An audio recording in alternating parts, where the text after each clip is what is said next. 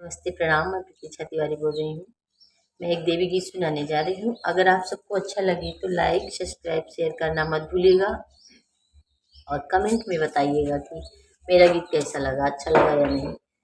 आपके कमेंट का इंतजार रहेगा मेरे चैनल पे। उड़न खटोलना से आई शीतला मैया, हो की निमिया तरवाना, हो की निमिया तरवाना, करई 16 सिंगरवा मैया निमिया तरवाना। घोड़वा चढ़ल आवै भैरो नाथ भैया, हो कि कहवा बहिनी ना, हो कि कहवा बहिनी ना, जाबू कैके सिंगरवा, हो कि कहवा बहिनी ना। जाबै त जाबै वही मालिनी, माली फूलवरिया, हो कि लैयौ बैना, हाँ कि लैयौ बैना। आपन उड़हुल के फूलवा के गजरवा लाउबना, आपन उड़हुल के फूलवा के गजरवा लाइबना। उड़न खटोलना से आई शीतला मैया, हो कि निमिया तरवाना, करई 16 सिंगरवा, हो कि निमिया तरवाना।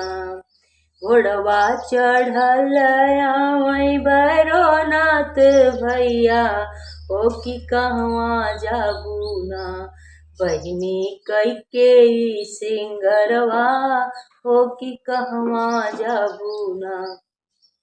जाबै जाबै हम पटहरवा दुकनिया, हो कि लैयौ बैना, आपन मांग आपन चटक सिंदूरवा, हो कि लैयौ बैना, आपन चटक सिंदूरवा हम लैयौ बैना।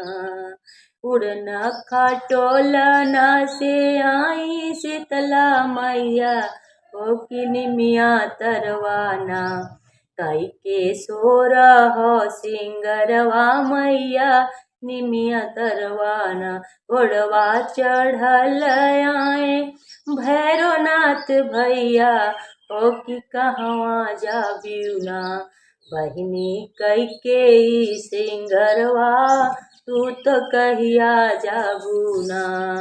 जाबै हम जाबै सोनारवा दुकनिया, हो कि लैयौ बैना, आपन नाके की नथनिया भैया लैयौ बैना। उड़न खटोलना से आवै शीतला मैया, हो कि लिहली बसेरवाना, हो कि निमिया तरवाना, करई 16 सिंगरवा मैया निमिया तरवाना। जाबै हम जाबै बज जादू कनिया, हम लैहो बैना, आपन लैहो बैना। अरे लाल चटक चुनरिया, आपन लैहो बैना। उड़न खटोलना से आई शीतला मैया, हो कि लिहली बसेरवाना, हो कि निमिया तरवाना।